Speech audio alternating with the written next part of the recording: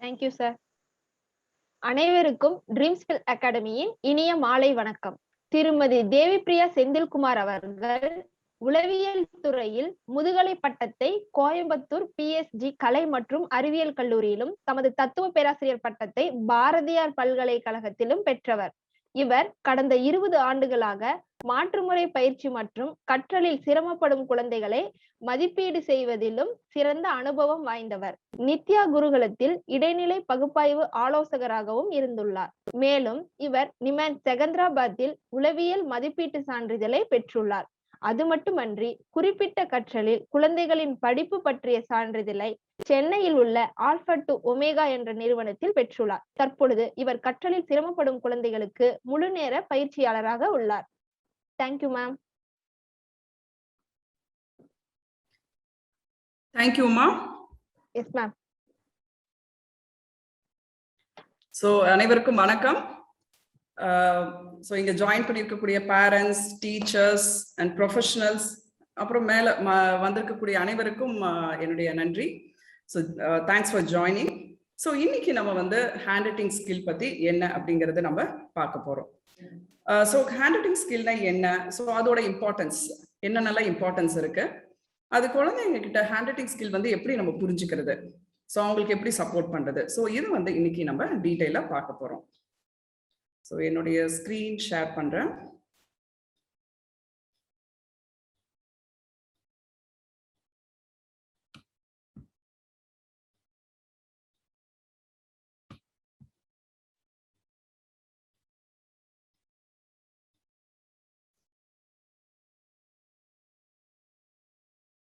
So hand writing skill, so hand writing skill இங்கே போட்டுக்கிறது பார்த்தீங்கன்னா 2, 3, 4 அப்படின்னு போட்டிருப்பேன். ஸோ அந்த நம்பர்ஸ் எல்லாம் என்ன அப்படிங்கிறது உங்களுக்கு ஒரு கொஸ்டினாக இருந்திருக்கும். ஸோ டூஸ் அப்படிங்கிறது ஹேண்ட் ரைட்டிங்கில் என்ன 2 ஆஸ்பெக்ட் இருக்கு முக்கியமாக நம்ம தெரிஞ்சுக்க வேண்டியது. ஸோ 3 அப்படிங்கிறது 3 ஏரியாஸ், என்ன 3 ஏரியாஸ் இருக்கு, ஸோ எதில் நம்ம குழந்தைங்களுக்கு சிரமம் இருக்கு, ஸோ நம்ம எப்படி சப்போர்ட் பண்ணுறது, ஸோ அதை பற்றி நம்ம தெரிஞ்சுக்குவோம். அடுத்தது பார்த்தீங்கன்னா 4. ஸோ 4 அப்படிங்கிறது stages, 4 stages of handwriting development. So குழந்தைங்க எந்த ஸ்டேஜ்ல இருக்காங்க, ஹேண்ட் ரைட்டிங் டெவலப்மெண்ட் கரெக்டா இருக்காங்களா இல்லை கம்மியா இருக்காங்களா, ஸோ எப்படி பெர்ஃபார்ம் பண்றாங்க, ஸோ இந்த ஸ்டேஜஸ் மூலியமா நம்ம கம்பேர் பண்ணி நம்ம பார்த்துக்கலாம். ஸோ இப்போ அந்த ஹேண்ட் ரைட்டிங் அப்படிங்கும்போது பார்த்தீங்கன்னா, ஸோ பேரண்ட்ஸ், ஸோ எதுக்காக இது முக்கியமா நாங்கள் இது பேரண்ட்ஸ் அண்ட் டீச்சர்ஸ்க்காக இதை சொல்றோம் அப்படின்னு பார்த்தீங்கன்னா, இது வந்து குழந்தைங்க இந்த ப்ரோக்ராம் வந்து it's not for children, because இதுக்கு வந்து நிறைய ஒரு கைடன்ஸ் வந்து குழந்தைங்களுக்கு தேவைப்படுது. ஸோ அது யார் பண்ண முடியும், கண்டிப்பா பேரண்ட்ஸ். ஸோ டீச்சர்ஸ், பேரண்ட்ஸ் இவங்களால தான் பண்ண முடியும். ஸோ அதனால இப்போ இங்க பண்ணிட்டு இருக்கவங்க, ஸோ எவ்வளோ பேர் பேரண்ட்ஸ் அண்ட் டீச்சர்ஸ் அப்படிங்கறத நான் தெரிஞ்சுக்க விரும்புறேன். ஸோ சாட்ல யாரெல்லாம் பேரண்ட்ஸ், யாரெல்லாம் டீச்சர்ஸ் அப்படின்னு போட்டிங்கன்னா, அண்ட் மற்றவங்க எல்லாம் வந்து அதர்ஸ் அப்படின்னு போடுங்க. பேரண்ட்ஸ் அப்படிங்கிறது P அப்படிங்கிறது டைப் பண்ணுங்க, டீச்சர்ஸ் T அப்படின்னு டைப் பண்ணுங்க, அண்ட் அதர்ஸ் வந்து O அப்படின்னு டைப் பண்ணுங்க. ஸோ உங்களுடைய ஆக்டிவ் பார்ட்டிசிபேஷன் நீங்க வாட்ஸ்அப்ல ஆன்சர் பண்றதுல இருந்து நான் தெரிஞ்சுப்பேன்.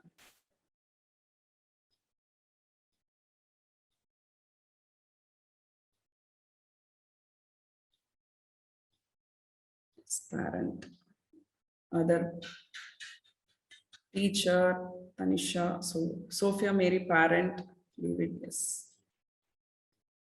So yes அப்படிங்கிறது என்னன்னு புரியல எனக்கு. Parent and teacher, yes. So ஏதோ விதத்துல எல்லாருமே நம்ம வந்து குழந்தைங்களை டீல் பண்ணும்போது பேரண்டா இருப்போம். எஸ், பேரண்ட் டீச்சர், ஸோ ஈக்குவலா இருக்கீங்கன்னு நினைக்கிறேன். ஸோ பேரண்ட்ஸும் நிறைய வராங்க, ஸோ டீச்சர்ஸ் T அப்படிங்கிறதும் நிறைய இருக்கு. Yes, okay, parent and teacher. Okay, so நம்ம இப்போ பேரண்ட் அப்படிங்கும்போது ஆர் டீச்சர்ஸ், ஸோ நம்ம குழந்தைங்களோட எப்படி நம்ம எஃபெக்டிவா நம்ம அவங்களோட ஒரு மீனிங்ஃபுல் ரிலேஷன்ஷிப் எப்போ வச்சுக்க முடியும், so without judgement and anger. So அவங்கள வந்து நம்ம ஜட்ஜ் பண்ணாமையும் நம்ம கோபத்தை அதிகப்படியாக வெளிப்படுத்தாமல் இருக்கும்போது தான் அவங்களோட ஒரு மீனிங்ஃபுல் ரிலேஷன்ஷிப்பை வந்து நம்ம மெயின்டைன் பண்ண முடியும். So one of the parenting skill, so positive parenting சொல்லுவாங்க இல்லைங்களா, ஸோ அதுக்கான ஒரு விஷயம். ஸோ ஜட்ஜ்மெண்ட் அப்படிங்கும்போது இங்கே என்ன சொல்றோம், ஸோ குழந்தைங்களை நம்ம அவங்களுடைய அகடமிக்ஸ் ஆர் ஜென்ரல் பிஹேவியர் எது இருந்தாலும், நீ இப்படிதான், நீ சரியா கவனிக்க மாட்டேங்கிற, நீ சொல்றத புரிஞ்சுக்க மாட்டேங்கிற, கேட்க மாட்டேங்கிற, ஸோ அவங்கள வந்து அவங்க இப்படிதான் அப்படிங்கிற மாதிரி ஒரு லேபிள் பண்ணி அவங்கள ஜட்ஜ் பண்ணாம மற்றும் அவங்க மேல கோபப்படுறது, அவங்க என்ன பண்ணாலும் சரியா நம்மளுக்கு அது சரியில்லை அப்படின்ன உடனே கோபப்படுறது. ஸோ அதெல்லாம் இல்லாம குழந்தைங்களை நம்ம புரிஞ்சுக்கிறதுக்கு ட்ரை பண்ணணும். ஸோ அதுதான் வந்து ஒரு நல்ல மீனிங்ஃபுல் ரிலேஷன்ஷிப்பை அது கொண்டு வரும். ஸோ பேரண்ட்ஸ் அப்படிங்கும்போது குழந்தைங்கள ஒரு ஸ்டேஜ்ல இருந்து ஆர் டீச்சர்ஸ் ஆகட்டும், ஒரு ஸ்டேஜ்ல இருந்து குழந்தைங்கள அடுத்த ஸ்டேஜ் நம்ம கொண்டு வரது தான் நம்ம முக்கியமான அது ரோல். ஸோ அந்த ரோல் வந்து நம்ம மிஸ் பண்ணக்கூடாது. ஸோ இப்போ பேரண்ட்ஸ் அடுத்தது என்ன அப்படின்னு பாத்தீங்கன்னா, so what is hand writing? So hand writing அப்படிங்கும்போது ஆல் ஸ்டூடெண்ட்ஸ் எல்லாத்துக்குமே இப்போ ஹேண்ட் ரைட்டிங் எல்லாருக்கும் ஒரு கொஸ்டின் இருக்கும், அது நேச்சுரலா வந்துடும் இல்லையா, ஸ்கூலுக்கு அனுப்புனா நேச்சுரலா வந்துடும் இல்லையா அப்படின்னு சொல்லி நம்ம நினைப்போம். கண்டிப்பா. ஸோ ஸ்கூலுக்கு வரும்போது நேச்சுரல்னா எப்படி? ஸோ ஸ்கூல்ல ஒரு சிஸ்டமேட்டிக்கா டீச் பண்ணும்போது தான் ஹேண்ட் ரைட்டிங் அப்படிங்கிறது குழந்தைங்கனால டெவலப் பண்ணிக்க முடியும். ஸோ ஒரு புக்கு கொடுத்து குழந்தைங்க நீங்க பார்த்து அப்படி எழுதுங்க அப்படின்னு சொன்னா கண்டிப்பா ஹேண்ட் ரைட்டிங் டெவலப்மெண்ட் குழந்தைங்களுக்கு கரெக்டா வராது. ஸோ இதுக்கு வந்து ஒரு ஸ்பெசிபிக் இன்ஸ்ட்ரக்ஷன் இருக்கு. ஸோ அந்த இன்ஸ்ட்ரக்ஷனோட நம்ம கொடுக்கும்போது தான் ஹேண்ட் ரைட்டிங் டெவலப்மெண்ட் கரெக்டா இருக்கும். ஸோ இது ஜென்ரலா நான் குழந்தைங்களுக்கு சொல்றது, அதாவது ஸ்கூல் போற குழந்தைங்களுக்கு நார்மலா சொல்றது. அப்போ அது இல்லாம டிஃபிகல்ட்டி அப்படின்னு இருக்கும்போது நம்ம எவ்வளவு தூரம் நம்ம பார்க்கணும். அப்ப டிஃபிகல்ட்டி குழந்தைங்களுக்கு இருக்கு, ஹேண்ட் ரைட்டிங் சரியா வரல அப்படிங்கும்போது நம்ம ஐடென்டிஃபை பண்றோம் அப்படின்னா அந்த குழந்தைங்களுக்கு அதிகப்படியான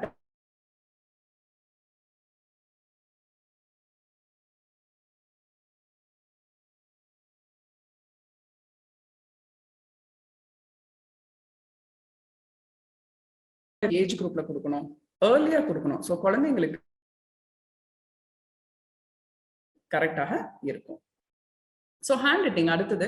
இப்போ ஹேண்ட் ரைட்டிங்னா நம்ம என்ன எதை சொல்லுவோம் ஹேண்ட் ரைட்டிங் சொல்லிட்டு? ஸோ ஹேண்ட் ரைட்டிங் சொல்லும்போது நம்ம எதெல்லாம் சொல்லுவோம்? It's a motor output activity. So motor output activity அப்படிங்கும்போது மோட்டார்ங்கிறது நம்மளுடைய தசை இயக்கங்கள் இல்லைங்களா? ஸோ நம்ம கை கால் தசை இயக்கங்களை யூஸ் பண்றது தான் மோட்டார் அப்படின்னு சொல்லுவோம். ஸோ கை இருந்தால் தான் நம்மளால எழுத முடியும். ஸோ அந்த மோட்டார் அவுட்புட் ஆக்டிவிட்டிங்கிறது என்ன? இன்புட். ரீடிங்கை வந்து நம்ம இன்புட் சொல்லுவோம். ஸோ குழந்தைங்க புக் எடுத்து படிக்கிறாங்க, ஸோ உள்ளுக்குள்ள சில கண்டென்ட் புரிஞ்சுக்கிறாங்க செய்யறது, இது வந்து இன்டர்னல், உள்ளுக்குள்ள போகக்கூடிய ஒரு இன்டர்னல் ப்ராசஸா இருக்கு.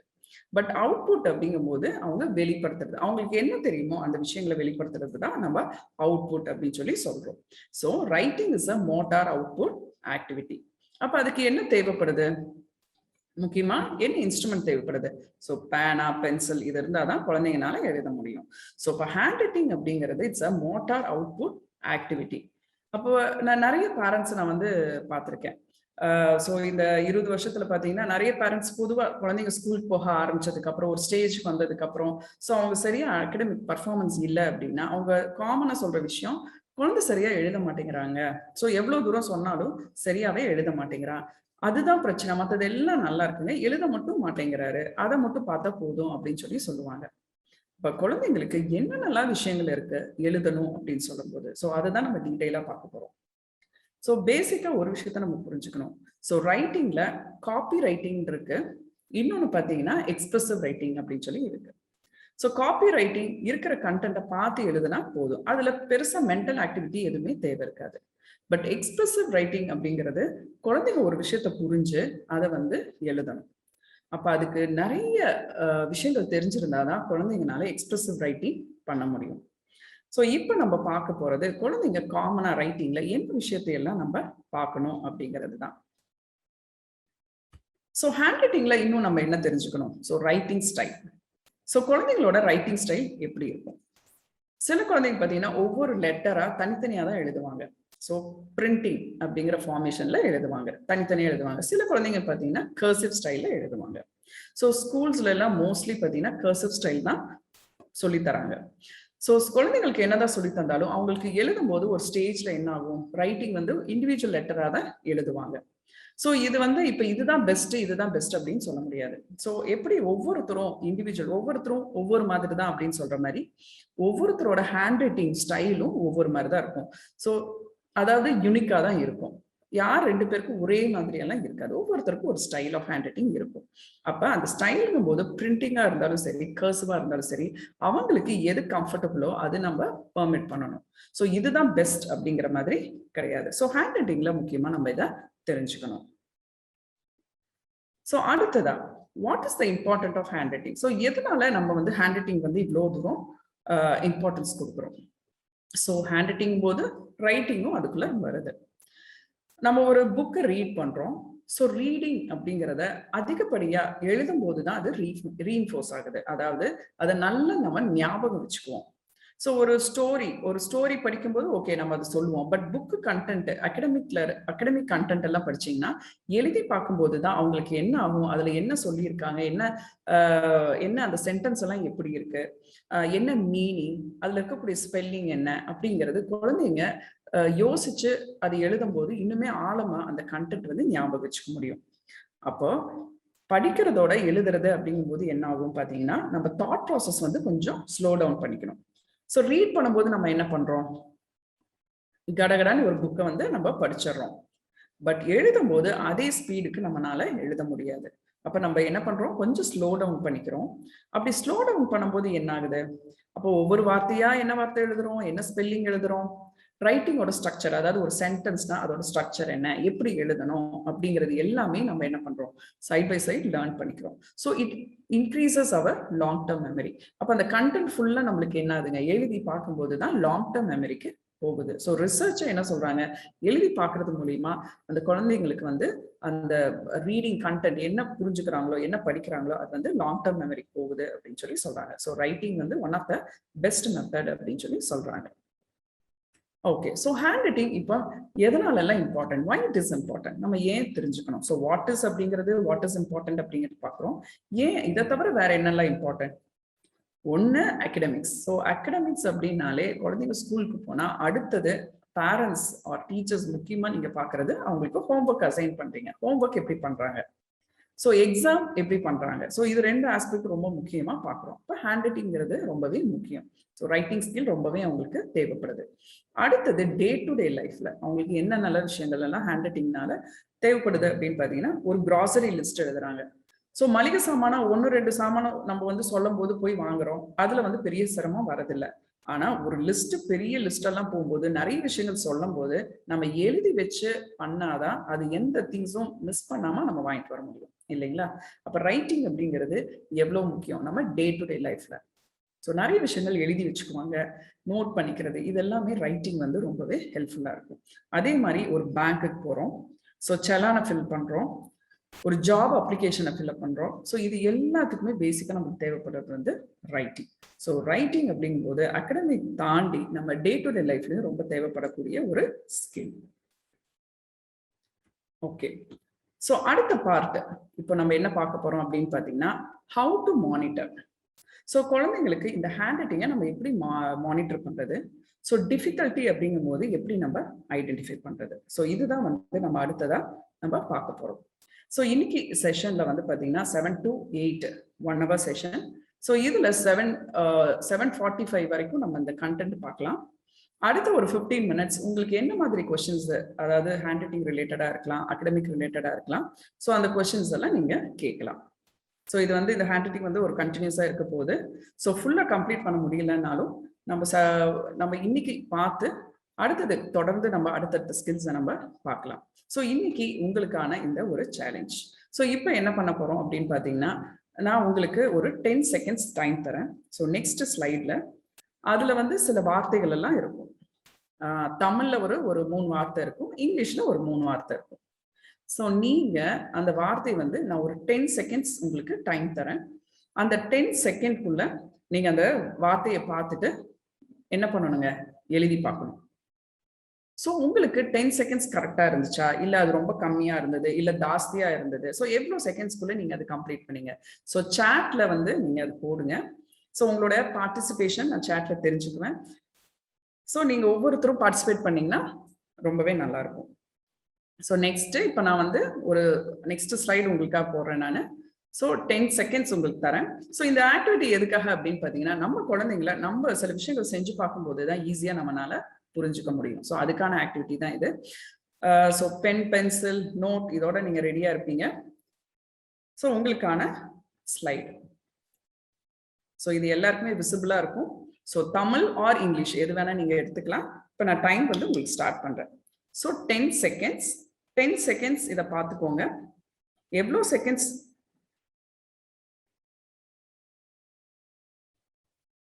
எஸ் 10 seconds ஆயிடுச்சு. இப்ப எழுதுங்க, என்ன பாத்தீங்க அப்படிங்கறத எழுதுங்க.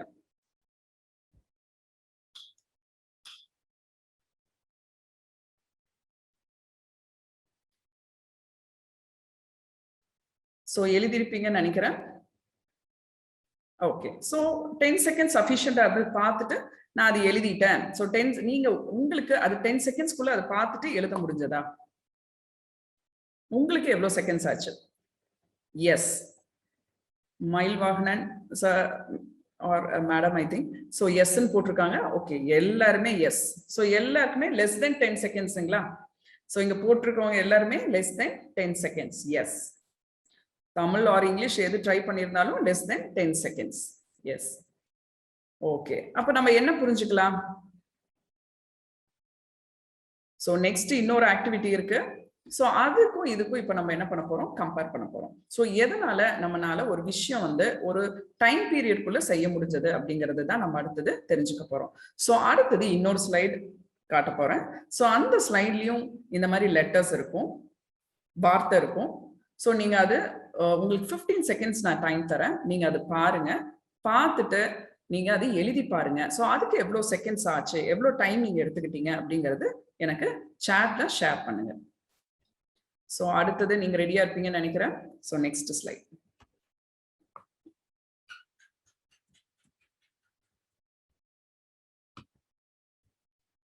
எஸ், உங்களுக்கான ஸ்லைட் இது பாருங்க. சோ உங்களுக்கான 15 செகண்ட்ஸ் உங்களுக்கு நான் இது டைம் தரேன். நீங்க நல்லா பாத்துக்கோங்க. பார்த்துட்டு இது பார்த்துட்டு நீங்க என்ன பண்ணணும்? உடனே அதை பார்த்து காப்பி பண்ணக்கூடாது, பார்க்காம தான் எழுதணும் நீங்க. எஸ், சோ இப்ப நீங்க பார்க்காம இது எழுதி பாருங்க. எவ்வளவு செகண்ட்ஸ் ஆகுது அப்படிங்கறது எனக்கு சொல்லுங்க. சோ இது பார்க்காம தான், இது வந்து ஜென்டில்மேன் அக்ரிமெண்ட் மாதிரி, இது நீங்க பார்க்காம தான் எழுதணும். சோ உங்களுக்கு எவ்வளவு செகண்ட்ஸ் எடுத்தது அப்படிங்கறத நீங்க சாட்ல போடுங்க.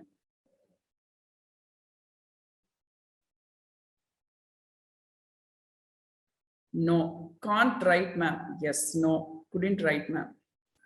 10 seconds. Dareshwar 10 seconds la eliditeenga. Okay, very good. It's difficult. Yes, it looks like diagram. Not able to draw. No. Yes, okay. Yes, இன்னொருத்தர் yes ன்னு சொல்லிருக்காங்க. Dareshwar, yes. Please have session in English. Poonam Verma.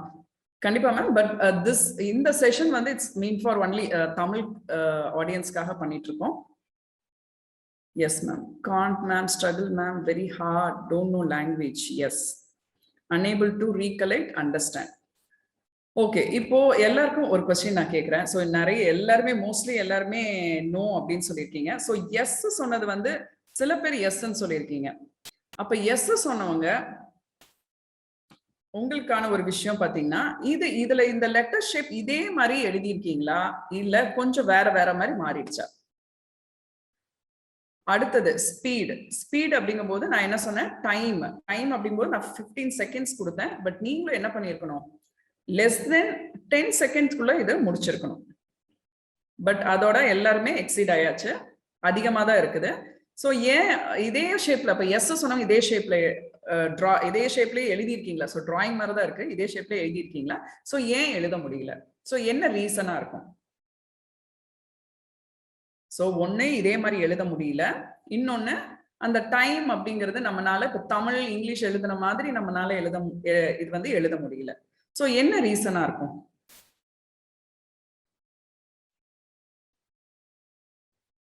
O ma'am, I'm correct. Okay, தாரேஸ்வர் வந்து கரெக்டா பண்ணிட்டீங்க. சூப்பருங்க, உங்களுக்கு visual memory சூப்பரா இருக்குது.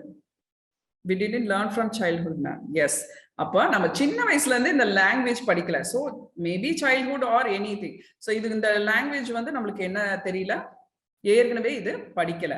சோ அதனால சோ படிக்காதனால என்ன ஆகுது? ஏன் என்ன ஆகுது? So language don't know. Okay, so இதனால நம்மளுக்கு என்ன ஆகுது? இப்ப நம்ம தான் எல்லாமே, இப்ப நீங்க தமிழ்ல எல்லாம் பார்க்கும்போது படிச்சிருக்கீங்க. ஓகே, சோ இது படிக்கல, என்ன டிஃபரன்ஸ்? ஆக்சுவலி நீங்க இதை நல்லா பார்த்துக்கிட்டு தான் இப்போ நீங்க வந்து என்ன பண்ணிருக்கீங்க? 2 லெட்டர் தான் இது. பட் ஏன் பண்ண முடியல? சோ நம்ம குழந்தைங்களை சொல்றோம் இல்லையா, அவங்க சரியா எழுதலன்னு என்ன சொல்றோம்? நல்ல பாரு, நல்ல படி, நல்ல கவனிச்சு பாரு.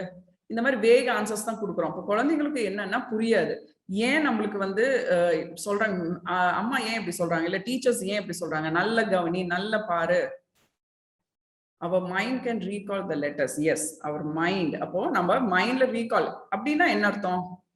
Visual memory. எஸ். ஸோ நம்மளுக்கு என்ன வேணுங்க முக்கியமா? Focus on forming letter. So நம்ம அந்த ஃபோக்கஸ், அந்த எப்படி ஒரு லெட்டர் ஃபார்ம் ஆகுது, ஸோ லெஜிபிலிட்டின்னு சொல்றோம். அப்ப நம்ம எல்லாத்துக்கும் என்ன இருக்கணும்னா அந்த லெட்டர்ஸ் வந்து இது வந்து மென்டல் பிக்சர் அப்படின்னு சொல்லி ஒரு வார்த்தை சொல்லுவோம்.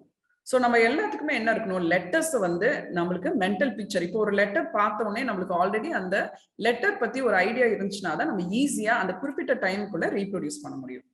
இப்ப அதுல கண்ணன் இருந்தது. சோ நான் ஓரலா கண்ணன் சொன்னாலே உங்க எல்லாத்தினாலையும் எழுத முடிஞ்சிருக்கும் இல்லைங்களா? இப்ப தமிழ் தெரிஞ்சவங்க பாத்தீங்கன்னா இப்ப கண்ணன் சொன்னோடனே எழுத முடிஞ்சிருக்கும். பஸ், இப்ப பேருந்து அப்படின்னு சொல்லி ஒரு வார்த்தை சொல்றேன், கிணறு அப்படின்னு சொல்றேன், உங்களால விஷுவலைஸ் பண்ண முடியுதுங்களா? சோ கீ எப்படி போடணும், நான் எப்படி போடணும், ரூ எப்படி போடணும், கிணறு அப்படிங்கறது உங்களால விஷுவலைஸ் பண்ண முடியும். அப்போ எல்லாத்துக்குமே என்ன தேவைப்படுது, ஒரு மென்டல் பிக்சர் தேவைப்படுது. சோ பார்க்காம எழுது அப்படின்னா கண்டிப்பா நம்மளுக்கு அந்த லெட்டர் தெரியணும், லெட்டரோட லெவல்ல இருந்து அடுத்தது பாத்தீங்கன்னா வார்த்தைகள் தெரியணும், சென்டென்ஸ் தெரியணும். இது எல்லாமே நம்மளுக்கு என்ன வரணும்னு பாத்தீங்கன்னா ஒரு மென்டல் பிக்சர் கிளியரா இருந்தாதான் நம்மளால ரீப்ரொடியூஸ் பண்ண முடியும். சோ நீங்க சொன்ன எல்லாருமே ஆன்சர் கரெக்ட். சோ ஏன் அது பண்ண முடியல? சோ நான் சின்ன வயசுல இருந்து படிக்கல, எனக்கு அந்த லாங்குவேஜ் தெரியாது. எஸ், அதனால நம்மளுக்கு என்ன நடக்குது, நம்மளுக்குள்ள அந்த மென்டல் பிக்சர் இல்ல, அது புதுசா தான் நம்ம பாக்குறோம். அதுக்கப்புறம் பார்க்காம எழுதும் போது நம்மளுக்கு என்ன ஆகுதுன்னு பாத்தீங்கன்னா அந்த லெட்டர் ஷேப் வந்து சரியா வராது. சோ ஒருத்தர் கரெக்டா போட்டிருக்காங்க, அவங்களுக்கு வந்து விஷுவல், அதாவது விஷுவல் மெமரி ரொம்ப நல்லா இருக்குது. சோ கண்டிப்பா மோஸ்ட்லி என்ன பாத்தீங்கன்னா டக்குன்னு அப்படி பார்த்தோன்னே எழுத முடியாது. அதுல அந்த குட்டி குட்டி லைன்ஸ் எல்லாம் நீங்க கவுண்ட் பண்ணி பாத்தீங்கன்னா ஒவ்வொரு லெட்டர்லயும் ஒரு 10 ஸ்ட்ரோக்ஸ் இருக்கு அந்த மாதிரி. சோ அதனாலதான் நான் முதல்ல உங்களுக்கு செலக்ட் பண்ணி கொடுத்ததே அதனாலதான் அப்படி செலக்ட் பண்ணி கொடுத்துருக்கேன். சோ நம்மளால ஃபுல்லா ஞாபகம் வச்சுக்க முடியாது. அப்ப நம்மளுக்கு என்ன வேணும், அந்த லெட்டரை வந்து ஒரு மென்டல் பிக்சர் நம்மளுக்கு இருந்தாதான் அதை ரீப்ரொடியூஸ் பண்ண முடியும். அப்படி ரீப்ரொடியூஸ் பண்றதும் நம்மளுக்கு என்ன வேணுங்க, அடுத்தது ஸ்பீடா இருக்கா அப்படிங்கிறது தான் அடுத்தது. எவ்வளவு குவிக்கா நம்மளால என்ன பண்ண முடியுது, அதை ரிட்ரைவ் பண்ண முடியுது, கொண்டு வர முடியுது. அப்ப குழந்தைங்களுக்கும் அதே தான். நம்ம ரெண்டு விஷயத்த பார்க்கணும். லெஜிபிலிட்டி, அந்த லெட்டர் ஷேப், அந்த ஃபார்மேஷன், அதுல ஏதாவது சிரமம் இருக்கா, அது அவங்களுக்கு ஈஸியா கொண்டு வர முடியுதா? அடுத்தது பாத்தீங்கன்னா ஸ்பீடு. சோ அந்த கொண்டு வரத ஸ்பீடா அந்த டயத்துக்குள்ள கொண்டு வர முடியுதா? இது ரெண்டு தான் முக்கியம் ஹேண்ட் ரைட்டிங்க்கு. சோ அந்த டூஸ் அப்படிங்கிறது இது ரெண்டு தான், லெஜிபிலிட்டி அண்ட் ஸ்பீடு. சோ கண்டிப்பா இந்த ஆக்டிவிட்டியில நீங்க இதை புரிஞ்சுட்டு இருப்பீங்கன்னு நினைக்கிறேன். சோ புரிஞ்சுட்டீங்கன்னா எஸ் அப்படிங்கிறது சாட்ல போடுங்க. ஆர் ஏதாவது டவுட்ஸ் இருந்தா நம்ம இந்த டிஸ்கஷன் டைம்ல நம்ம இது பண்ணிக்கலாம். எஸ். சோ இம்பார்ட்டன்ட் மெமரி, அந்த லெட்டர் மெமரிங்கிறது இம்பார்ட்டன்ட். சோ இங்க மெமரிங்கிறது ஸ்பெசிபிக்கா நான் என்ன சொல்ல வரேன்னா லெட்டர் சிம்பிள்கான மெமரி. நம்ம ஜென்ரலா பாத்தீங்கன்னா குழந்தைங்களை சொல்லுவோம், எல்லா விஷயத்தையும் எல்லாமே ஞாபகம் வச்சுக்கிறாங்க, ஆனா இது மட்டும் ஞாபகம் வச்சுக்க மாட்டேங்கிறாரு அப்படின்னு சொல்லுவோம். மெமரி ப்ராப்ளம் சொல்லுவோம். சோ இது மெமரி ப்ராப்ளம் சொல்றதோட ஸ்பெசிபிக்கா உங்களுக்கு அந்த லெட்டர்ஸ் அதை ஞாபகம் வச்சுக்கிறதுல தான் சிரமம் இருக்கு. Yes, okay. இப்போ சோ அந்த டூ ஆஸ்பெக்ட் அப்படிங்கிறது so legibility and speed. So இதை தான் இப்ப பார்த்தோம். இதுல முக்கியமா பாத்தீங்கன்னா லெஜிபிலிட்டி அப்படிங்கிறது என்ன மீன் பண்ணுது, குழந்தைங்க எழுதுறத நம்மளுக்கு புரியணும். சோ லெஜிபிலிட்டி வந்து ஃபார் குழந்தைங்க என்ன எழுதியிருக்காங்க புரியணும். அப்ப it's not mean for proficiency or mastery of certain style. So என்ன சொல்றோம் அப்படின்னு பாத்தீங்கன்னா லெஜிபிலிட்டி, அதாவது குழந்தைங்க எழுதுறது புரியறணும், ஆனா அவங்க சூப்பரா வந்து நல்ல எக்ஸ்பர்ட்டா ஹேண்ட் ரைட்டிங் வந்து சூப்பரா இருக்கணும், ஒரு ஸ்டைலா எழுதணும். சோ இது வந்து லெஜிபிலிட்டி அப்படிங்கிறது சொல்ல மாட்டோம். சோ ஹேண்ட் ரைட்டிங் ஃபோக்கஸ் பண்றது அவங்க எழுதுனதை ஒரு ப்ராப்பரா நம்ம புரிஞ்சுக்கணும். சோ புரிஞ்சுக்கிறது தான் லெஜிபிலிட்டி. சோ ஒன் டைப் ஆஃப், நம்ம ஒரு எக்ஸாம்பிளுக்கு ஒரு ஹேண்ட் ரைட்டிங் ஸ்டைல வச்சு சோ இந்த மாதிரி தான் எழுதணும் அப்படிங்கிறது இட்ஸ் நாட் லெஜிபிலிட்டி. சோ அதை வந்து நம்ம புரிஞ்சுக்கணும். குழந்தை நீ இப்படிதான் எழுதணும், இந்த ஸ்டைல்ல தான் எழுதணும் அப்படின்னு சொல்றது ஹேண்ட் ரைட்டிங் கிடையாது. சோ எழுதுறது புரியணும். அந்த புரியறதுக்கு நம்ம என்ன மாதிரியான அவங்களுக்கு கைட் பண்ணணுமோ அதுதான் முக்கியம். ஓகே. சோ இப்ப பாருங்க, இது ஒரு ஸ்டூடெண்டோட சாம்பிள் ஒர்க். சோ இந்த சாம்பிள் ஒர்க்ல பாத்தீங்கன்னா அவர் வந்து என்ன எழுதியிருக்காரு, சோ உங்களால இதெல்லாம் படிக்க முடியுதா அப்படிங்கறது பாருங்க. சோ இத படிக்க முடியுதா, அவங்க எப்படி எழுதியிருக்காங்க, சோ இது ஒன்னொன்னையும் நீங்க அப்சர்வ் பண்ணுங்க. சோ கண்டிப்பா இது ஓரளவுக்கு நீங்க படிப்பீங்கன்னு நினைக்கிறேன். So area of circle, perimeter of a triangle, area of a rhombus perimeter at a square. So இந்த மாதிரி நீங்க படிக்க முடியுது இல்லைங்களா? ஓகே. ஸோ இதுல இப்போ இந்த குழந்தைக்கு ஹேண்ட் ரைட்டிங் லெஜிபிளா இல்லெஜிபிளா? ஸோ ஹேண்ட் ரைட்டிங் லெஜிபிளா அப்படின்னா என்னதுன்னா புரியுது இல்ல ஹேண்ட் ரைட்டிங் சரியில்லை. இப்போ எப்படி வச்சுக்கலாம்? ஓகே, இந்த குழந்தைக்கு ஹேண்ட் ரைட்டிங் வந்து ப்ராக்டிஸ் வேணும் இல்ல வேண்டாம். ஸோ லெஜிபிலிட்டி இருக்கு இல்லங்கிறது எப்படி வச்சுக்கலாம்? ப்ராக்டிஸ் வேணும், ப்ராக்டிஸ் வேண்டாம் அப்படிங்கிறதா. ஸோ பி அப்படின்னா ப்ராக்டிஸ் வேணும்னு எடுத்துக்கலாங்களா? ப்ராக்டிஸ். n போட்டா நோ தேவையில்லைன்னு எடுத்துக்கலாம். So B or N. So இந்த குழந்தைக்கு ப்ராக்டிஸ் தேவை. ஓகே, ஸோ யாருமே நோ சொல்லல. ஸோ எல்லாருமே practice, need practice for formation. Yes, okay. So அடுத்த கொஸ்டின், ஸோ என்ன மாதிரி ப்ராக்டிஸ் வேணும்? ஸோ ஒருத்தர் ஃபார்மேஷன் போட்டீங்க. ஸோ எதெல்லாம் பார்க்கலாம்? ஸோ அடுத்தது என்னோட கொஸ்டின் பார்த்தீங்கன்னா எதெல்லாம் உள்ளுக்குள்ள பார்க்கலாம் ஹேண்ட் ரைட்டிங் ஃபார்மேஷன். ஸோ இதுல பார்த்தீங்கன்னா ஒரு செக்லிஸ்ட் உங்களுக்கு ஷேர் பண்ணியிருக்கேன். ஸோ இப்போ எல்லாரும் சொன்னீங்க, இப்போ இந்த ஒரு ஹேண்ட் ரைட்டிங்கை நம்ம எப்படி எவாலுவேட் பண்றது? ஸோ ஸ்பெசிஃபிக்கா இருக்கணும் இல்லைங்களா? இப்போ குழந்தைங்களுக்கு ஃபார்மேஷன் சொல்றீங்க, ஸோ நல்லா எழுது, இப்படி எழுது, ஒவ்வொரு லெட்டர் இப்படி எழுது இப்படி எழுது அப்படிங்கும் போது அவங்களுக்கு இது ஏற்கனவே அவங்க என்ன பண்ணியிருப்பாங்க, ஒர்க் அவுட் பண்ணியிருப்பாங்க. பட் இருந்தாலுமே அவங்களுக்கு நீங்க சொல்ற இன்ஸ்ட்ரக்ஷன்ஸ் நிறைய சமயம் கன்ஃபியூசிங்கா இருக்கும். அப்போ ஸ்பெசிஃபிக்கா நம்ம எப்படி வந்து குழந்தைங்களுக்கு ஹேண்ட் ரைட்டிங் வந்து சொல்லி தரது? ஸோ இதுல இந்த செக்லிஸ்ட் எல்லாம் நம்ம அனலைஸ் பண்ணுவோம். ஸோ எந்த ஏரியா அப்படிங்கறத நம்ம லொகேட் பண்ணலாம். So all words R legible, not only few words. இதுல பாத்தீங்கன்னா நீங்க எல்லாருமே என்ன சொல்லியிருக்கீங்க, சில லெஜிபிள் இல்லெஜிபிள் அப்படின்னு தான் சொல்லியிருக்கீங்க. அப்ப எது வரும்? ரைட் சைட் தான் வரும். அடுத்த ஸ்டெப், ஸோ என்ன பார்க்கலாம்? On first time reading no effort is required. On first time reading effort is required இல்லைங்களா? இப்ப நீங்க எல்லாருமே என்ன சொல்லியிருப்பீங்க? இப்போ செகண்ட் கொஸ்டினுக்கு எஃபர்ட் உங்களுக்கு தேவைப்பட்டுச்சா, எஃபர்ட் தேவைப்படலையா? ஸோ ஒரு குழந்தைங்க ஹேண்ட் ரைட்டிங் யாராவது எழுதி நம்மளுக்கு கொடுக்குறாங்க அப்படின்னா அது நம்ம எப்படி படிக்கணும்? சரளமா படிக்கிற மாதிரி இருக்கணும். இல்ல ரொம்ப என்னன்னு புரிஞ்சுக்கிற மாதிரி இருந்துச்சு அப்படின்னா இட் நீட்ஸ் எஃபர்ட். ஸோ அப்போ செகண்ட் கொஸ்டின், இந்த ஹேண்ட் ரைட்டிங் சாம்பிள் பார்த்தீங்கன்னா அவங்களுக்கு இந்த குழந்தையோட ஹேண்ட் ரைட்டிங் பார்க்கும்போது உங்களுக்கு எஃபர்ட் தேவைப்பட்டுச்சுங்களா இல்லையா? Yes, need effort. Yes, no, okay, yes. So இதுல வந்து பாத்தீங்கன்னா இது ரைட் ஆர் ராங் அப்படிங்கிறதுக்கு முன்னாடி ஸோ நம்மளுக்கு என்னன்னா இவர் என்ன எழுதியிருக்காரு ஒரு செகண்ட் நம்ம கண்டிப்பா நம்ம பிரெயின் பாத்தீங்கன்னா கண்டிப்பா இது நம்ம இந்த வேர்ட்ஸ் இதெல்லாமே ஃபெமிலியரா இருக்கனால கண்டிப்பா ப்ராசஸ் பண்ணிடும். ஏன்னா ஸ்பெல்லிங் மிஸ்டேக்ஸ் இருந்தா கூட நம்ம பிரெயின் என்ன பண்ணிடும்? ப்ராசஸ் பண்ணிடும். பட் அந்த ரீடிங் ஸ்பீடு நம்மளுக்கு கம்மி ஆகுதா அப்படிங்கிறது தான் கொஸ்டின். ஸோ கண்டிப்பா நார்மலா படிக்கிறதோட நம்மளுக்கு கொஞ்சம் ரீடிங் ஸ்பீட் குழந்தைங்க இந்த மாதிரி எழுதியிருக்கும் போது நம்மளுக்கு கொஞ்சம் தேவைப்படும். ஓ என்னென்ன எழுதியிருக்காரு கொஞ்சம் பார்க்க என்ன ஆயிடும், ஓ இவரோட ஹேண்ட் ரைட்டிங் இப்படிதான் இருக்கும், ஸோ இப்படிதான் லெட்டர்ஸ் நம்ம பிரெயின் என்ன பண்ணிக்கோங்க அதுக்கு தகுந்த மாதிரி அட்ஜஸ்ட் பண்ணிக்கும். ஸோ நம்ம படிக்கிறோம், பட் குழந்தைங்க அப்படின்னு பார்க்கும்போது என்னோட எக்ஸ்பீரியன்ஸ்ல பாத்தீங்கன்னா அவங்க எழுதுனது அவங்களே படி அப்படின்னு சொல்லும் போது ரொம்ப தடுமாறுவாங்க, ரொம்ப சிரமப்படுவாங்க. இன்னொன்னு பாத்தீங்கன்னா ஹேண்ட் ரைட்டிங் சரியா இல்லாத போது அவங்களுக்கு அகடமிக் சக்சஸ் அப்படிங்கிறதும் ரொம்பவே ப்ராப்ளமா இருக்கும். ஏன்னா லெட்டர் ஃபார்மேஷன் சரியில்லை அப்படின்னா எல்லாருமே புரிஞ்சுக்க முடியும்னு சொல்ல முடியாது. சில சமயம் அந்த வேர்ட்ஸ் வந்து ஓ ஏ இந்த டிஃபரன்ஸ் சில ஷேப்ஸ் இதெல்லாம் டிஃபரன்ஸ் தெரியாதனால அவங்களுக்கு மார்க் வந்து கம்மியாகிறதுக்கான வாய்ப்புகள் அதிகமா இருக்கு. ஸோ கண்டிப்பா அவங்களுக்கு இந்த மாதிரி எழுதும் போது அந்த ஸ்பீட் இது எல்லாமே அஃபெக்ட் ஆகும். அப்ப என்ன மாதிரியான இன்புட் அவங்களுக்கு, ஸோ என்ன மாதிரியான சப்போர்ட் அவங்களுக்கு கொடுக்கணும்? ஸோ தேர்ட் பாயிண்ட் பாருங்க, the position of the margin, placement of letters on the baseline, spaces within between words well organized. இப்போ அடுத்தது என்ன பார்க்கலாம்? கோட் அந்த மார்ஜின். ஸோ மார்ஜின் ஒட்டின மாதிரி, ஸோ லெஃப்ட் சைட் மார்ஜின் இருக்கு அது ஒட்டின மாதிரி எழுதியிருக்காரா? எஸ். அதுக்கப்புறம் அந்த லைன் அந்த ஒவ்வொரு அந்த லைன் இப்போ ரூல்டு நோட்னா ரூல்டு கரெக்டாக அந்த லைன் மேலே எழுதியிருக்காரா இல்லை கீழே மேலே போகுதா? ஸோ அதை நம்ம அப்சர்வ் பண்ணணும். அதுக்கப்புறம் என்ன அப்சர்வ் பண்ணணும்னு பார்த்தீங்கன்னா லெட்டர்ஸ்குள்ள இருக்க ஸ்பேசிங் எப்படி இருக்கு, space within or between words, ஒவ்வொரு எழுத்துக்களுக்கு இடையில என்ன ஸ்பேசிங் கொடுத்திருக்காரு இல்ல வேர்ட்ஸ்க்கு இடையில என்ன ஸ்பேஸ் கொடுத்திருக்காரு. ஸோ இதை வந்து நம்ம பார்க்கணும். ஸோ இந்த குழந்தைக்கு இப்ப இந்த சாம்பிள்ல பார்த்தோம், ஸோ இவருக்கு தேவைப்படுதா ஸ்பேசிங்? எஸ். அவருடைய ஹேண்ட் ரைட்டிங் பாத்தீங்கன்னா கண்டிப்பா அவருக்கு பாத்தீங்கன்னா லெட்டர் அண்ட் வேர்ட் ரெண்டுக்கு இடையிலுமே என்ன பாத்தீங்கன்னா ஸ்பேசிங் வந்து ஒவ்வொரு இடத்துல ஒவ்வொரு மாதிரி தான் இருக்கு. ஸோ கண்டிப்பா இதுல அவருக்கு இன்புட் கொடுக்கணும். ஸோ அடுத்தது என்ன அப்படின்னு பார்த்தீங்கன்னா லெட்டர் ஃபார்மேஷன். ஸோ லெட்டர் ஃபார்மேஷன்ல நம்ம என்னென்னலாம் பார்ப்போம்?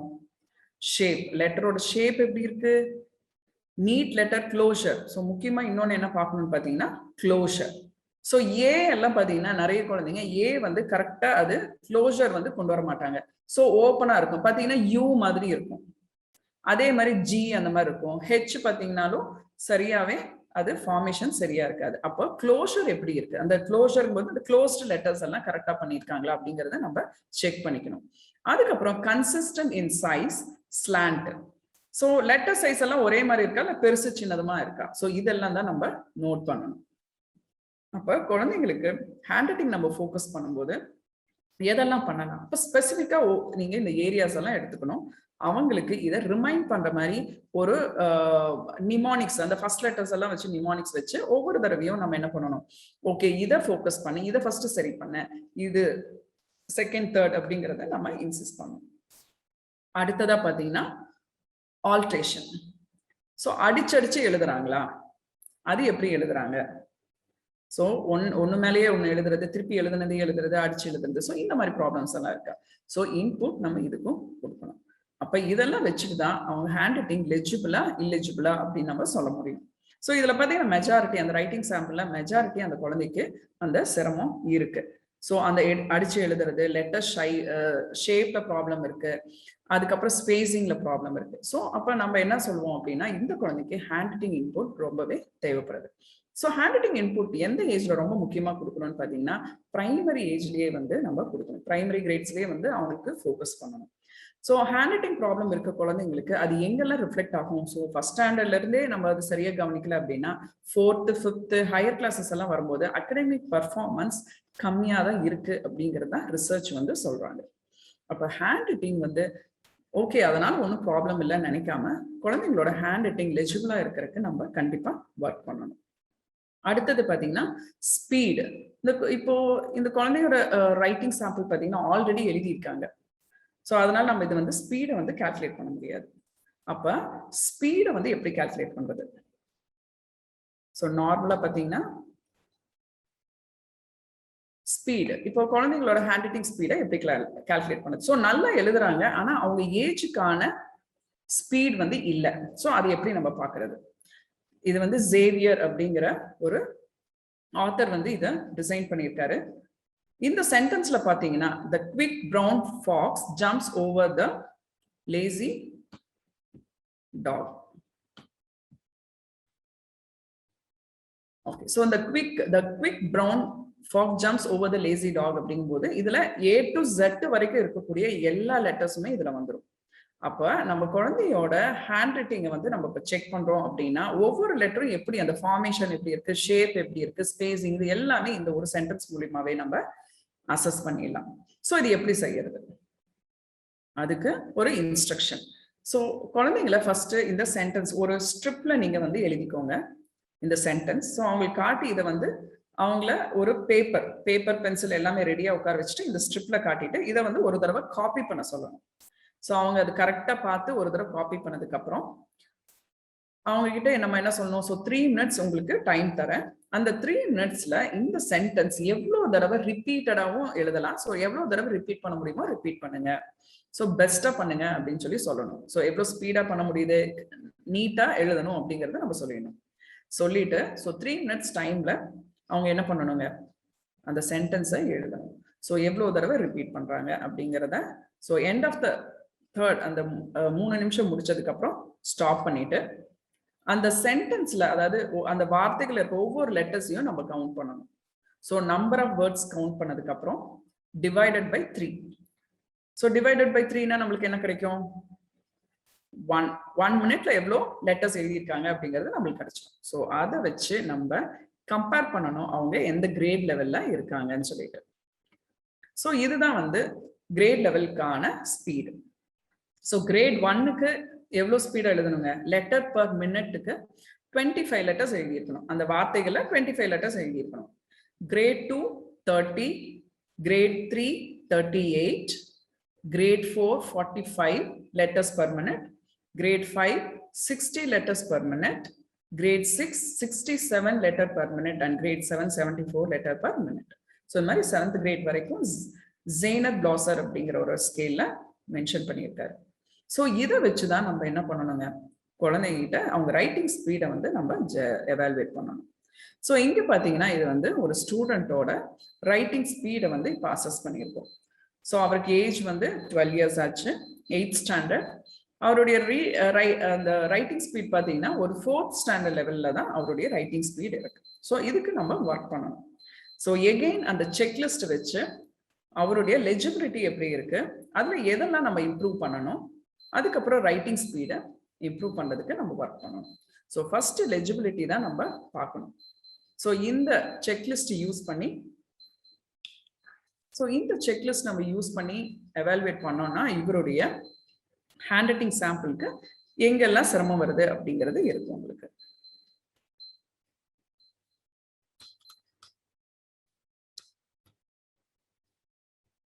நெக்ஸ்ட், ஸோ இப்போ நம்ம என்ன பார்த்துட்டு இருக்கோம் அப்படின்னு பார்த்தீங்கன்னா லெஜிபிலிட்டி பார்த்துட்டு இருக்கோம்.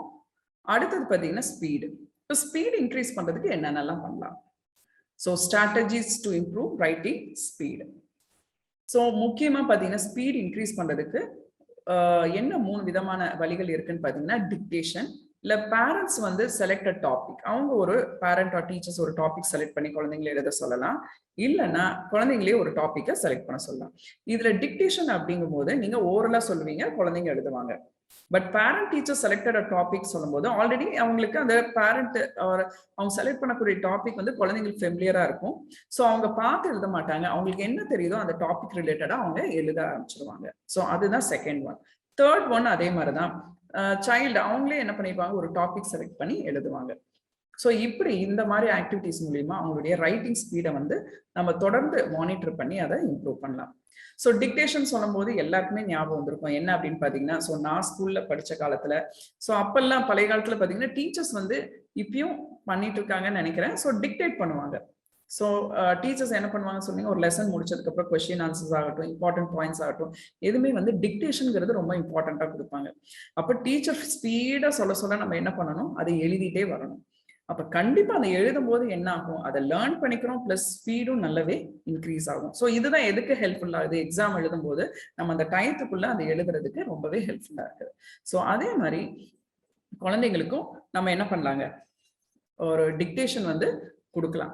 ஸோ அந்த டிக்டேஷன் எப்படி பிளான் பண்ணலாம், ஒரு 10 minutes நீங்க டைம் செட் பண்ணிக்கோங்க.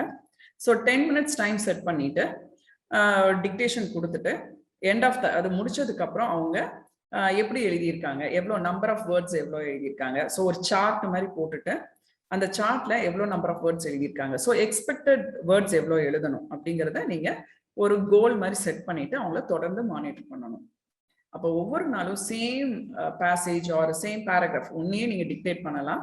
ஸோ பண்ண உங்களுக்கு என்ன ஆகும், அந்த ஃப்ளூயன்சி அப்படிங்கிறது டெவலப் ஆகிட்டே வரும். ஸோ ஃப்ளூயன்சி இருந்தால் தான் ஸ்பீடு வந்து வரும். ஒரு லெட்டரே தெரியாத போது குழந்தைங்களுக்கு ஸ்பீடு வந்து வராது. அப்போ எந்த லெவல்ல இருக்காங்க, எனக்கு லெட்டரே தெரியல, ஆனால் நீங்க வேர்டு வந்து ஒரு வார்த்தைகளை டிக்டேட் பண்ணிட்டே இருந்தீங்கன்னா என்னால் கண்டிப்பாக எழுத முடியாது, ஃப்ரஸ்ட்ரேஷன் தான் அதிகமாக வரும். அப்போ ஸ்பீடு நீங்க ஒர்க் பண்ணும்போது குழந்தைங்க கம்ஃபர்டபுளா இருக்காங்களா, லெட்டர்ஸ் நல்லா டக்குன்னு ரிட்ரைவ் பண்றாங்க, எழுத முடியுது அப்படின்னா தான் ஸ்பீடுக்கு நீங்க ஒர்க் பண்ணணும். ஸோ அந்த லெட்டர்ஸ் எல்லாம் வந்து கவுண்ட் பண்ணும்போது அவங்க ஒரே வார்த்தையை திருப்பி ரிப்பீட்டடா எழுதியிருக்காங்க, இன்கம்ப்ளீட் சென்டென்ஸ் வந்து கம்ப்ளீட்டடா எழுதல அப்படின்னா அதெல்லாம் நீங்க என்ன பண்ணிடணும், கவுண்ட்ல எடுத்துக்கூடாது. அப்போ கரெக்டா எழுதியிருக்க வேர்டு, ஸ்பெல்லிங் மிஸ்டேக் இல்லாம எழுதியிருக்க வேர்டு, சென்டென்ஸ் கரெக்டா starts with capital end with full ஸ்டாப்னு சொல்றோம் இல்லையா, ஸோ அந்த மாதிரி ஒரு கம்ப்ளீட் சென்டென்ஸ் தான் நீங்க கால்குலேட் பண்ணணும். அதுக்கப்புறம் அந்த ஸ்கோர் வந்து அந்த சார்ட்ல மானிட்டர் பண்ணிட்டு குழந்தைங்கள மோட்டிவேட் பண்ணணும். ஸோ நெக்ஸ்ட் டைம் நீ எதெல்லாம் ஃபோக்கஸ் பண்ணணும், ஸோ அவங்களையே நம்ம கேட்கணும். ஸோ நீ வந்து இப்போ பண்ணியிருக்கிறதுல எதனால மிஸ்டேக் ஆயிடுச்சு, ஸோ ரிப்பீட்டடா எழுதியிருக்கேன், சென்டென்ஸ்ல எது மிஸ் ஆகுது, அப்போ நெக்ஸ்ட் டைம் எது ஃபோக்கஸ் பண்ணணும், ஸோ இந்த மாதிரி சொல்லி குழந்தைங்களை மோட்டிவேட் பண்ணணும். ஸோ ஸ்ட்ரெஸ் இல்லாம தான் நம்ம இதை ஒர்க் பண்ணணும். அடுத்தது சேம் இதே தான். So parents and teachers.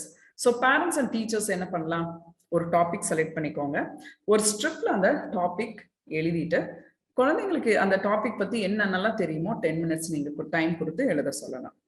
எழுத சொல்லிட்டு ஒவ்வொரு தடவை எழுதும் போதும் நேத்து இதே சேம் டாபிக் இது இந்த அளவுக்கு எழுதியிருக்கீங்க, ஸோ நெக்ஸ்ட் டே என்ன பண்ணணும், அதே டாபிக் அதே கண்டென்ட்டோட கொஞ்சம் எக்ஸ்ட்ராவா எழுதுங்கன்னு சொல்லி நம்ம மோட்டிவேட் பண்ணணும்.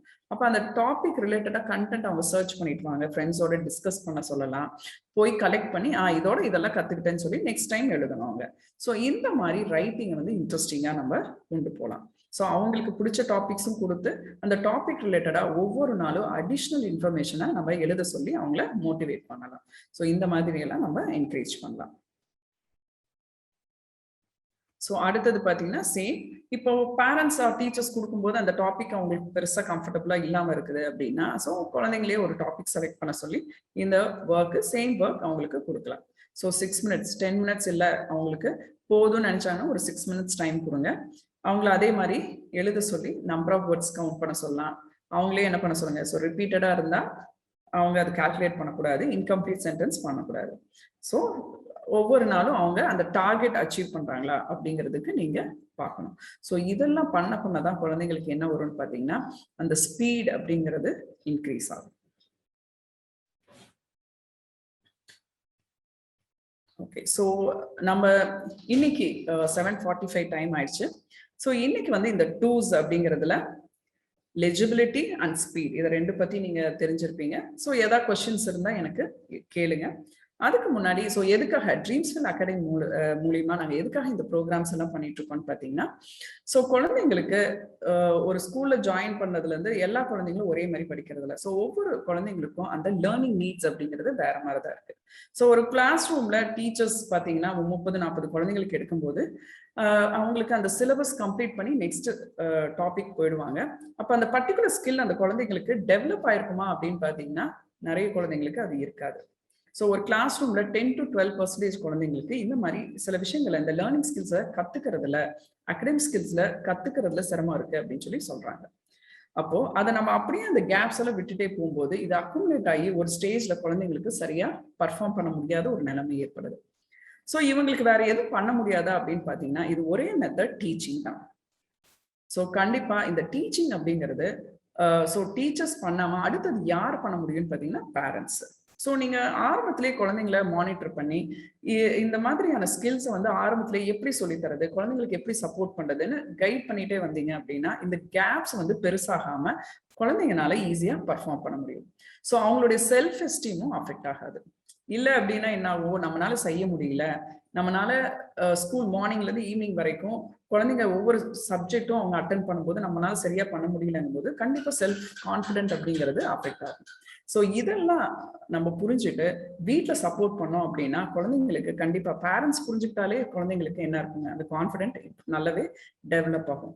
ஸோ இது பண்ணும்போது அகடமிக் வைஸும் அவங்களுக்கு என்ன முடியும், நல்லாவே பர்ஃபார்ம் பண்ண முடியும். ஸோ இதெல்லாம் மனசுல வச்சுட்டு தான் நாங்கள் இந்த அகடமிக் ஸ்கில்ஸுக்காக பேரண்ட்ஸ் அண்ட் டீச்சர்ஸ்க்காக இந்த ப்ரோக்ராம் டிசைன் பண்ணியிருக்கோம். இது வந்து it's a 1 year program. So இந்த 1 yearல reading, so academic skills areas என்னென்னலாம் பார்த்தீங்கன்னா reading skill, spelling skill and ரைட்டிங்ல ஹேண்ட் ரைட்டிங் வருது, உங்களுக்கு எக்ஸ்பிரசிவ் ரைட்டிங்கும் வருது. அதுக்கப்புறம் பார்த்தீங்கன்னா ஒரு குழந்தைக்கு இண்டிவிஜுவல் ஒரு லெசன் பிளான் எப்படி பண்ணணும், ஆர் ஒரு இப்போ அவருக்கு வந்து ஸ்பெசிஃபிக்கா இந்த ஏரியால டிஃபிகல்ட்டி இருக்கு, ஸோ இதை முக்கியமா சொல்லி தரணும்னா எப்படி நம்ம வந்து அந்த லெசன் பிளான் பண்றது, இண்டிவிஜுவல் எஜுகேஷனல் பிளான் எப்படி பண்றது, ஸோ இதை பத்தியும் நாங்கள் உங்களுக்கு எக்ஸ்பிளைன் பண்ணுவோம். ஸோ இந்த ஒவ்வொரு ஏரியாலையும் உங்களுக்கு வந்து டீடைல்டா 2 to 3 months ஒவ்வொரு ஏரியாவும் உங்களுக்கு டீடைலா எக்ஸ்பிளைன் பண்ணுவோம். ஸோ இந்த எக்ஸ்பிளனேஷன்ல என்னென்னலாம் இருக்கும், online, so 48 hours online program இருக்கும். So every week Saturday 1 hour or Friday 1 hour வந்து லைவ் செஷன் இருக்கும். ஸோ உங்க குழந்தைங்களோட ஒர்க் பண்ணும்போது எப்படி நீங்க என்னென்னலாம் பார்த்துட்டு இருக்கீங்க, ஸோ அவங்க கிட்ட என்ன மாதிரியான அகடமிக் டிஃபிகல்ட்டிஸ் இருக்கு அதை பத்தி எல்லாம் நம்ம டிஸ்கஸ் பண்ணலாம். படிச்ச கண்டென்ட்ல இருந்து என்ன அப்படிங்கிற கொஸ்டின் ஆன்சர்ஸ் எல்லாமே அங்கே டிஸ்கஸ் பண்ணலாம்.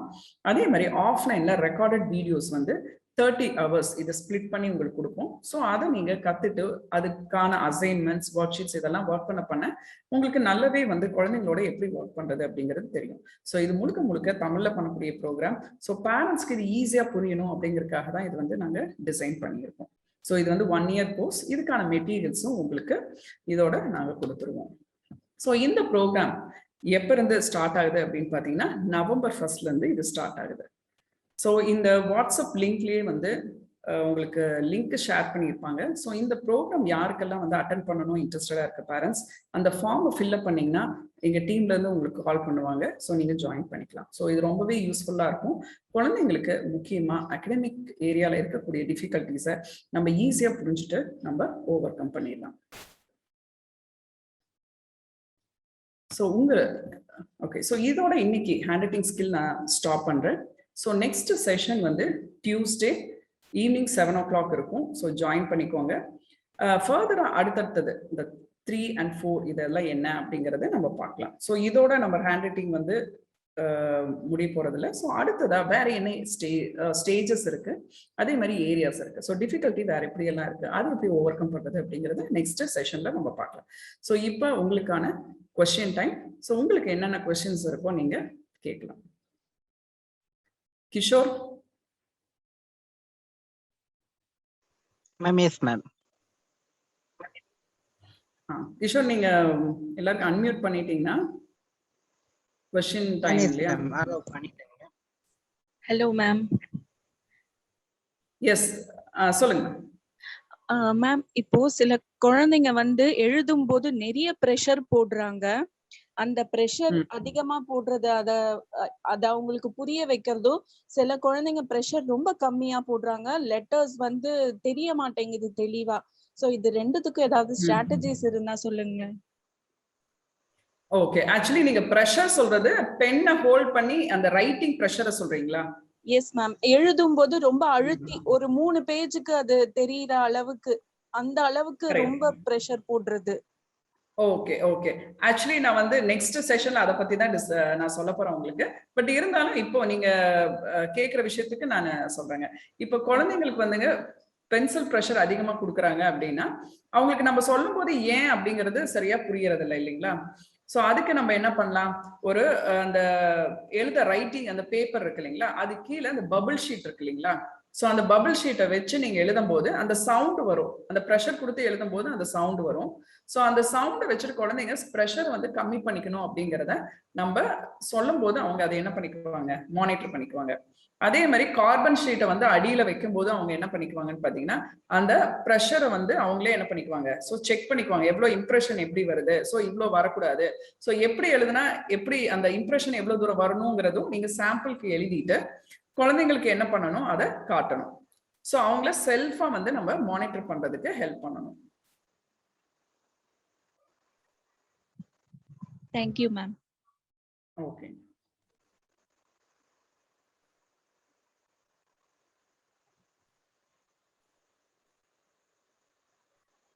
So, Kevin question கேட்டாச்சுங்களா? No ma'am, not yet ma'am.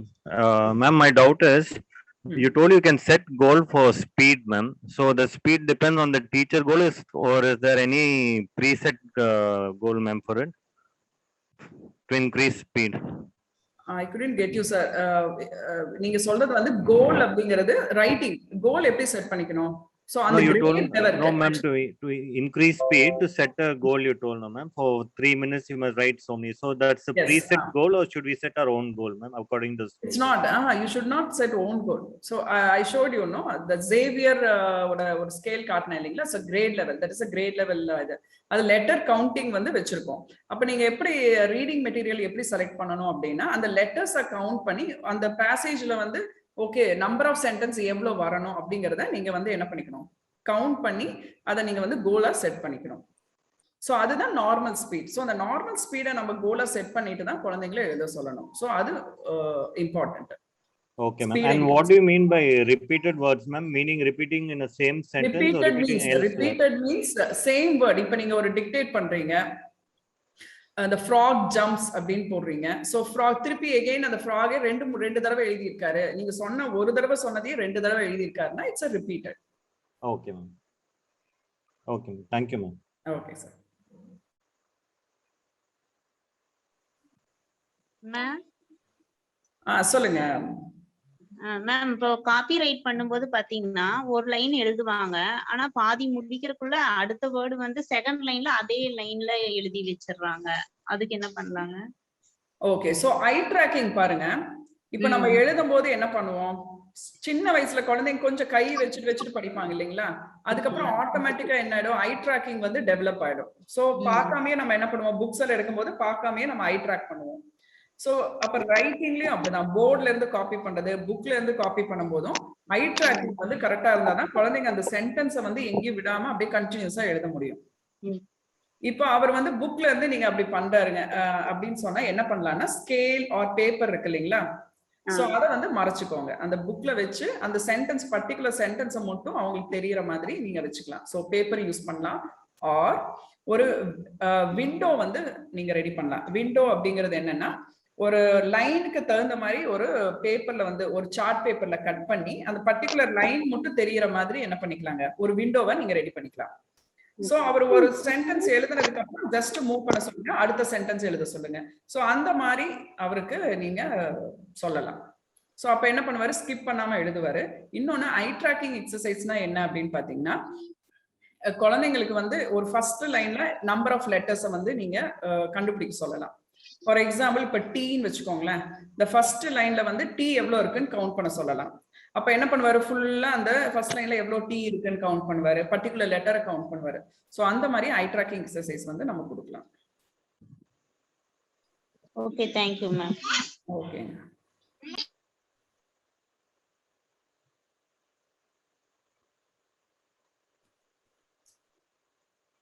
So any questions?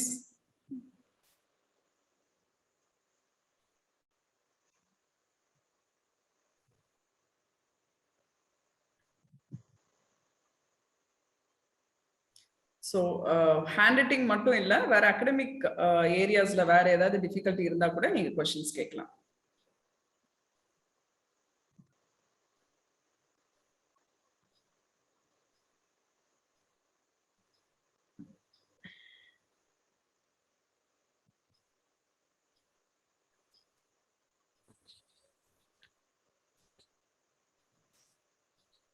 Hello ma'am. Arya sir, mother ma'am. Yes, சொல்லுங்க மேம். இது பையன் ஓகே மேம், ஸ்பீடிங் அது எல்லாமே ஓகேனா, பொண்ணு ஸ்லோவா எழுதுறாங்க.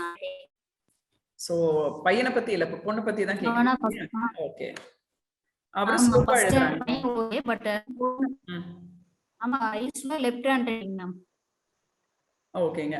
சோ லெஃப்ட் ஹேண்டடா இருக்கனால எந்த பிரச்சனையும் கிடையாதுங்க. சோ அது வந்து அவங்களுடைய டாமினன்ட் ஹேண்ட்.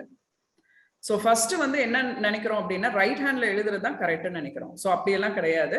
சோ குழந்தைங்களுக்கு எது டாமினன்ட் ஹேண்டோ நம்ம அதை அலோவ் பண்ணணும். சோ அப்பதான் குழந்தைங்களுக்கு வந்து எழுதுறதுக்கு அந்த ஸ்பீடு வரும். நம்ம கையை சேஞ்ச் பண்ணோம் அப்படின்னு சொன்னா குழந்தைங்களுக்கு அந்த ஸ்பீட் கிடைக்காது.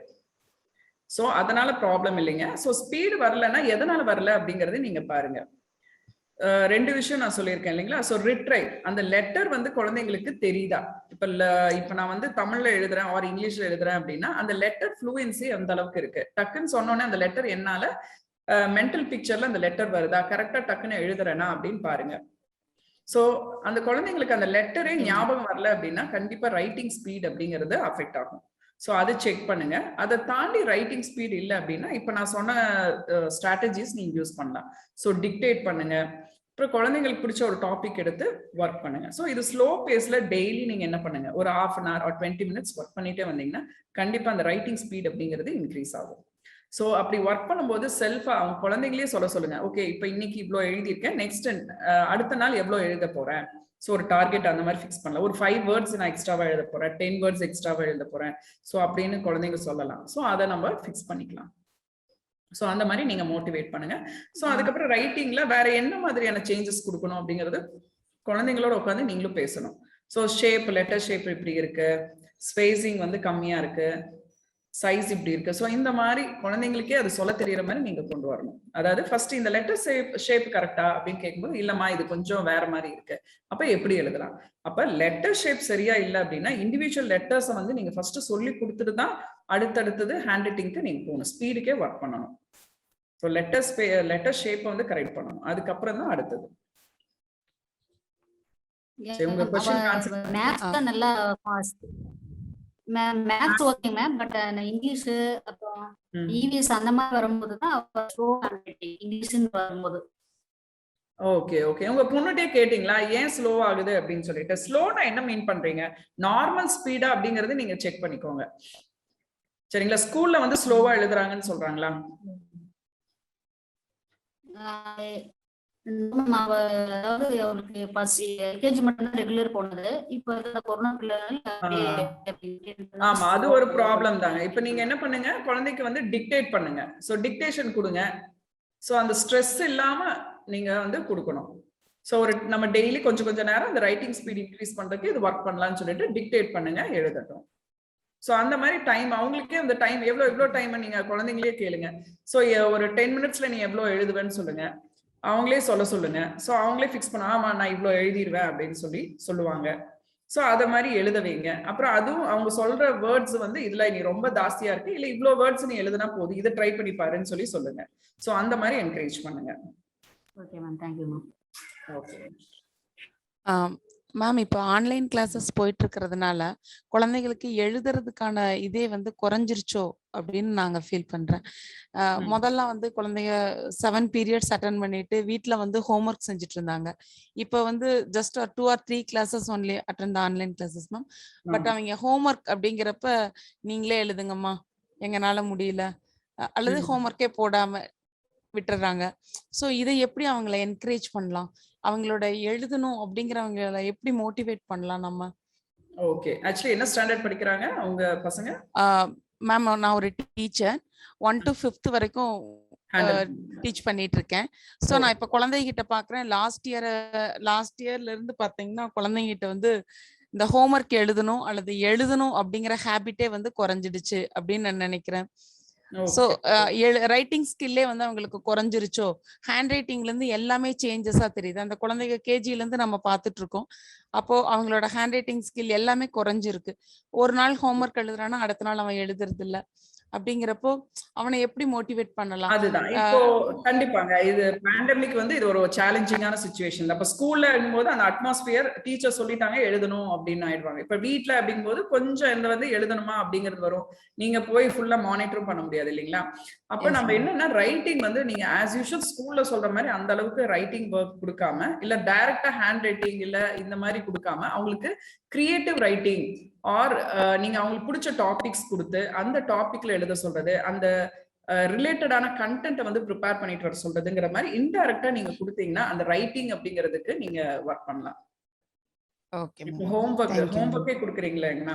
சோ அது நீங்க என்ன பண்ணலாம்னு பாத்தீங்கன்னா இன்டைரக்டா நீங்க கொடுக்கலாம். சோ இந்த டாபிக்ல இப்ப நீங்க அந்த கண்டென்ட்டை படிச்சுட்டு அதை எவ்வளவு புரிஞ்சுக்கிறீங்களோ அதுல உங்க ஓன் வேர்ட்ஸ்ல இல்ல ஓன் சென்டென்ஸ்ல எழுதிட்டு வர சொல்லலாம். சோ யார் எப்படி பண்ணீங்க அந்த டைம் மட்டும் நோட் பண்ணி எனக்கு சொல்லுங்கன்னு சொல்லலாம். சோ நம்ம வந்து அந்த மாதிரி யோசிச்சு சொல்லலாம். அப்புறம் பேரண்ட்ஸ் கிட்டே நம்ம சப்போர்ட் கேட்கலாம். சோ வீட்ல வந்து இந்த டைம் செட் பண்ணி சொல்லுங்க அப்படின்னு சொல்லலாம். அப்புறம் அந்த சின்ன மோஸ்ட் ஆஃப் ஹோம்ஒர்க்ஸ் வந்து பேரண்ட் தான் ரைட் பண்றாங்களோ அப்படின்னு இப்பத்திக்கான சூழல்ல தெரியுதுங்க மேம். மேக்ஸிமம் ஹோம்ஒர்க்ஸ் வந்து இப்ப நீங்க சொல்ற அந்த கண்டென்ட் கொடுத்தோம்னா பேரண்ட் தான் வந்து அந்த ஒர்க்க பண்ணணுமோ இல்லையா, அந்த சைல்டு வந்து அதை பண்ண மாட்டேங்கிறான். அவங்க என்னங்கிறாங்கன்னா பேரண்ட்ஸ் ஒன்னு சொல்றாங்க, நீங்க வந்து எங்களுக்கு ஒர்க் கொடுக்குறீங்களா குழந்தைகளுக்கு ஒர்க் கொடுக்குறீங்களா? கண்டிப்பா என்ன அப்படின்னா நம்ம ரைட்டிங் ஒர்க்க கொஞ்சம் கம்மி பண்ணிக்கணும் அப்படிங்கறது அர்த்தம். இன்னொன்னு பாத்தீங்கன்னா ரைட்டிங் வந்து அந்த ஹோம்ஒர்க் அவ்வளவு தூரம் செய்ய மாட்டேங்கிறாங்க அப்படின்னா சிரமம் இருக்கா அப்படிங்கிற ஆஸ்பெக்ட நீங்க பார்க்கலாம். அதுக்கப்புறம் ரைட்டிங்க வேற எப்படி கொடுக்கலாம் குழந்தைங்களுக்கு? கண்டிப்பா இது சேலஞ்சிங் தான். வீட்டுல உட்காந்து அவங்க செய்யும் போது இது வந்து சேலஞ்சிங்கா தான் இருக்கும். சோ ரைட்டிங் டாஸ்கே வேற எப்படி கொடுக்கலாம், ரைட்டிங் ஒர்க்க வேற எப்படி மாத்தி கொடுக்கலாங்கிறத யோசிக்கணும். சரிங்களா? சோ இப்ப நான் சொன்ன அதே ஆன்சர் தான். சோ டாபிக்ஸ் கொடுத்து வேற மாதிரி எப்படி எழுத வைக்கலாம். சோ குழந்தைங்களுக்கு ஒரு டாபிக் கொடுத்து ஒரு ஸ்டோரியே டீச் பண்றீங்க, அதுல வர கேரக்டர்ஸ் எல்லாம் அதை மட்டும் சேஞ்ச் பண்ணி நீங்க மாத்தி எழுதிட்டு வாங்கன்னு சொல்லலாம். டென்ஸ் எல்லாம் மாத்தி எழுதிட்டு வாங்கன்னு சொல்லலாம். சோ நீங்க ஒரு எக்ஸாம்பிள் சென்டென்ஸ் கொடுத்து இந்த மாதிரி சென்டென்ஸ் வந்து நீங்க வேற கேரக்டர்ஸ் எல்லாம், அதாவது நவுன்ஸ் எல்லாம் மாத்தி எழுதிட்டு வர சொல்லலாம். வேர்ப் டென்ஸை மாத்தி இந்த மாதிரி அதுக்குள்ளேயே சின்ன சேஞ்சஸ் கொடுத்து ஒரு ஃபிளேவர் ஒரு மொனோட்டனஸை வந்து நம்ம பிரேக் பண்றதுக்கு இந்த மாதிரி மாத்தி கொடுக்க சொல்லலாம். சோ என்ன அப்ஜெக்டிவ், ஹேண்ட் ரைட்டிங் வந்து என்ன அப்ஜெக்டிவ்காக அது நீங்க எழுத சொல்றீங்க அப்படிங்கறத பாருங்க. அப்ப குழந்தைங்க அதுல இருந்து என்ன கத்துக்க போறாங்க, சோ அதை வந்து நம்ம வந்து எம்பசைஸ் பண்ணணும். சோ மோட்டிவேஷன் தான். நீங்க சொல்றது வந்து குழந்தைங்களை எப்படி மோட்டிவேட் பண்றது அப்படின்னு கேக்குறீங்க. சோ வீட்ல இருந்து பண்றதுக்கு நம்ம அந்த ரைட்டிங் ஒர்க்கே கொஞ்சம் மாத்தி எழுத சொல்ற கண்டென்ட் வந்து கேரக்டர் மாத்துறது, இல்ல டென்ஸை மாத்தி எழுதுறது, இல்லைன்னா ஃபர்ஸ்ட் அதுல என்னென்னலாம் வந்து ப்ரிப்போர்ஷன்ஸ் என்னென்னலாம் வருது அதை கவுண்ட் பண்ணி எழுத சொல்லலாம். இந்த மாதிரி அந்த சென்டென்ஸ்குள்ளேயே நீங்க என்ன பண்ணலாம், டிஃப்ரெண்ட் ஆக்டிவிட்டிஸ் வேணா செட் பண்ணலாம். அப்ப அது மூலியமா அந்த கிராமர் பார்ட் வந்து அவங்க வந்து கத்துக்குவாங்க. ஸோ என்ன அப்ஜெக்டிவோ அது ரிலேட்டடா பண்ணலாம். Okay, thank you. Okay.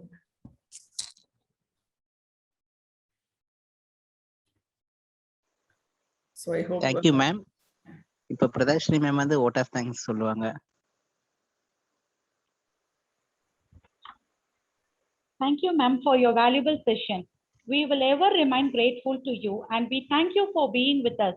Heartfelt thanks goes to our supportive parents and teachers who are the second parents who always stand by us, guide us and lead us and motivate us. We feel proud to thank you for making this session a valuable session with your presence. Thank you one and all for this session.